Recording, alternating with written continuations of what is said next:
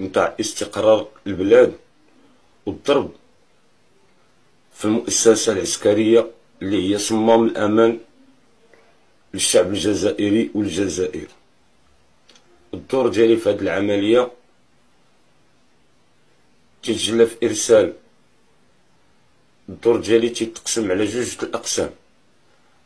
كان في واحد الرسالة اللي تسلمت من عند إيطو ومن عند القجع، سلموها ليا في الكاميرون، وقال لي خاصني نسلمها يد باليد القاسمي كامارا الحكم تاع اللقاء، ولكن خاصني ما نسلمها ليه حتى لاخر لحظه، حتى قبل من الماتش ب15 دقيقه. سلمتها ليه في الفيستير، ومن تما التحقت بالجماعه ديالي اللي كاينه مفرقه في جنبات نتاع الملعب نتاع المدرجات نتاع الملعب العربي تشاكر. وكان الدور ديالنا من بعد ما يخسر المنتخب الجزائري هو نبداو تنقولوا شعارات ونهيجوا الجمهور، نقولوا 2 3 4 الشعب الجزائري المحقور.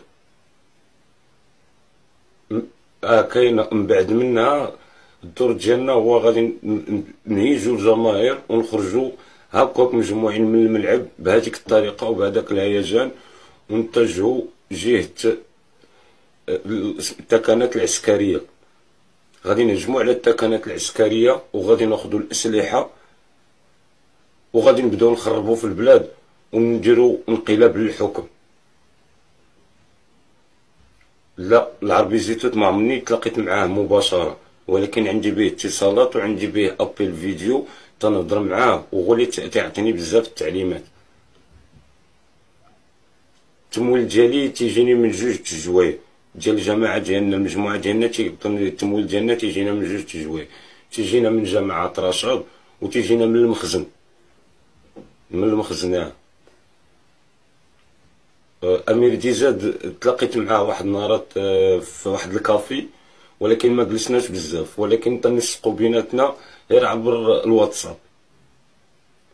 لا مثلا النمره كل اسبوع تقريبا تنديروا نمره جديده، مثلا ما تنستعملوش النمره اكثر من اسبوع 5 ايام 4 ايام. هذه هي الاوامر نتاع المخزن اللي امرنا، قالنا ما تستعملوش النمره اكثر من 3 ايام 4 ايام، خاصكم تبدلوها. من بعد نجاح العمليه كي كنا مخططين ليها، والاولى هي قضاء الشرطه واليقظه نتاع العسكر الجزائري، كنا ديك الساعه منين غادي ناخذوا الاسلحه ونهجموا ونحاولوا نديروا انقلاب في وسط البلاد. انا غادي يكون الدور ديالي ديك الساعه انتهى، ديك الساعه غادي نتجه انايا لمدينه وهران، ومن مدينه وهران غادي ندوز لمدينه مغنيه، ومن مدينه مغنيه غادي نتلاقى من الجماعه اللي غادي يخرجني من يدوزني من الحدود ويدوزني يدخلني للمغرب عند المخزن.